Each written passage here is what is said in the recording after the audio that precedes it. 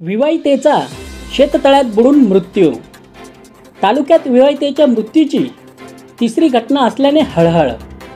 बघा काय आहे प्रकरण फक्त रयत राज्य न्यूजवर. चांदवड. आज सकाळी 10 ते 11 वाजेच्या दरम्यान चांदवड तालुक्यातील पाथरशेंबे गावातील विवाहिता नामे रुपाली समाधान साठे वय वर्ष 24 हिचा त्यांच्याच शेतातील शेततळ्यात बुडून मृत्यू झाला. तालुक्यातील विवाहितेच्या मृत्यूची ही तिसरी घटना असल्याने हळहळ व्यक्त केली जात आहे. दरम्यान या विवाहित महिलेला चांदवड उपजिल्हा रुग्णालयात आणले असता डॉक्टरांनी तिला मृत घोषित केले.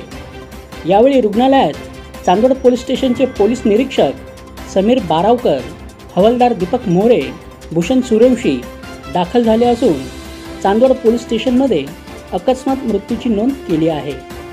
सदर ही विवाहित महिला मनोरुग्ण असल्याचे समजत असून 2 महिन्यापासून या महिलेचे डॉक्टरांकडे उपचार सुरू असल्याचे नातेवाईकांनी सांगितले.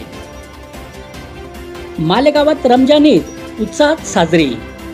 कॅम्प रोडवरील ईदगाह मैदानावर मोठ्या संख्येने झाले सामुदायिक नमाज पठण.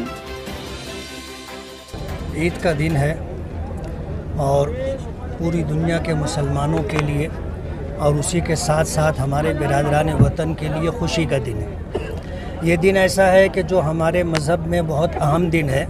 रमज़ान भर हम रोज़े रखते हैं, रात की नमाज़ पढ़ते हैं और उसके बाद ईद के दिन आ कर के हम यहाँ पर अल्लाह ताला से अपनी मुरादें मांगते हैं। और हमें ये बताया गया है कि ईद के दिन जो कुछ मांगा जाता है अल्लाह ताला वो अता करते हैं।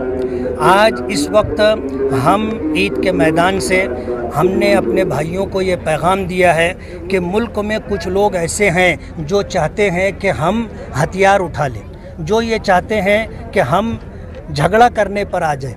हमने लोगों को ये पैगाम दिया है कि ये भारत देश के हित में बेहतर नहीं है। इसलिए जो लोग ये चाहते हैं कि हम दंगा करें, हम रोड पर आकर के झगड़ा करें, हमें संयम से, बर्दाश्त से, सब्र से काम लेना होगा। मुल्क का संविधान है, दस्तूर है जो सब के लिए यकसा है। और आज जो लोग हुकूमत और इक़्तिदार में रह करके अगर जुल्म करते हैं तो ऊपर वाला उनको बाकी नहीं रखेगा। ये जगह आने जाने वाले लोगों की है।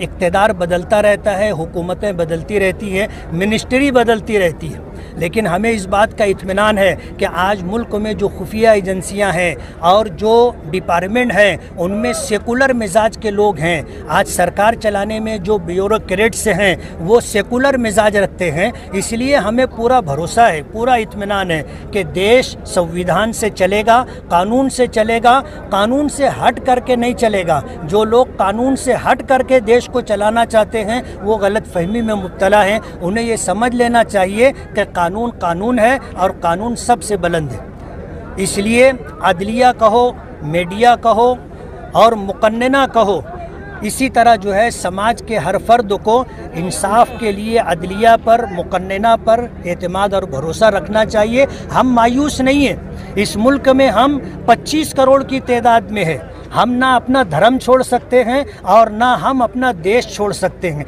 अगर कोई ये गलत फहमी में होगा कि हम 10-20 लोगों को मार करके और किसी स्टेट के अंदर 10-20 लोगों के घरों पर बुलडोज़र चला करके इनकी हिम्मत और हौसला तोड़ देंगे तो ये उनकी खाम ख्याली है।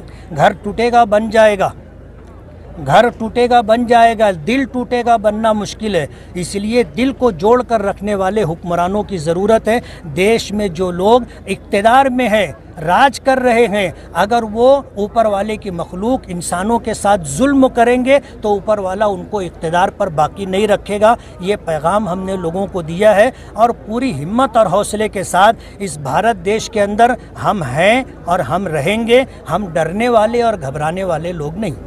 ये जो मस्जिदों नहीं, ये बात समझ लें जानिए कि और धर्म में इबादत के लिए जो तरीक़ा है वो कुछ और है। हमारे यहाँ 5 वक्त की नमाज रोज़ाना फ़र्ज़ है और उसके लिए एक वक्त मुकर्रर है और वो 1.5-2 घंटा 4 घंटे का वक्त होता है। आगे पीछे जो है मस्जिदों में नमाज होती है। हम जो अज़ान देते हैं ये किसी को तकलीफ़ देने के लिए नहीं है। हम जो अज़ान देते हैं नमाज़ पढ़ने वाले लोगों को ख़बर हो जाए कि नमाज का वक्त हो गया है, वो आ करके मिलजुल करके जमात के साथ नमाज़ पढ़ लें, उसके लिए अज़ान दी जाती है। और ये अज़ान आज दी जा रही हो ऐसा नहीं, हिंदुस्तान के अंदर 1400 साल से अजान दी जा रही है। आपके पुरखों को, आपके बाप दादा को और आज से पहले आपको कोई तकलीफ़ नहीं थी। सवाल ये है कि आज आपको क्यों तकलीफ़ हो रही है? कहीं ऐसा तो नहीं है कि आप किसी के आलयकार बन गए? कहीं ऐसा तो नहीं है कि कोई आपको इस्तेमाल कर रहा है? कहीं ऐसा तो नहीं है कि आपके कंधे पे बंदूक रख कर कोई चलाने की कोशिश कर रहा है? आप समझो आपका क्या मकाम है। और लाउड स्पीकर का मसला सिर्फ मस्जिदों का मसला नहीं है, बल्कि ये हर धर्म और इबादत, हर धर्म की इबादत गाहों का मसला है। हमारे यहाँ अजान में 2 से 3 मिनट लगता है बस, और हमारे हिंदू भाइयों के मंदिरों में जो भजन बजता है उसके लिए घंटों लगते। आप अगर लाउड स्पीकर का पीछा उठाएंगे तो सबसे पहले उसकी मार और जद आपके मंदिरों पर पड़ेगी। इसीलिए मैंने ये बात कही थी कि ऐ चश्मे अश्कबार, ज़रा देख तो सही, ये घर जो बह रहा है कहीं तेरा घर ना हो। तुम हमारे लाउड स्पीकर की बात कर रहे हो, बात आपके घर पर आ जाएगी। इसलिए आदमी को समझना चाहिए, सोचना चाहिए, और हम अगर अजान देते हैं तो हमारी भावनाओं को समझना चाहिए। हम किसी को तकलीफ़ देने के लिए अजान नहीं देते, और आज तक किसी को तकलीफ़ नहीं हुई। आपकी उम्र 40-50 साल हो रही है, आज तक आपको तकलीफ़ नहीं थी, आज अचानक कैसे तकलीफ़ होने लगी? कुछ तो है जिसकी पर्दादारी है। पूरा देश, भारत इस बात को समझ रहा है। इसलिए अच्छे बुरे को समझ करके कोई काम करना चाहिए। हम ये पैगाम देना चाहिए। आमच्या न्यूज चॅनलला लाईक करा, शेअर करा, सबस्क्राईब करा आणि बेल आयकॉनवर क्लिक करा।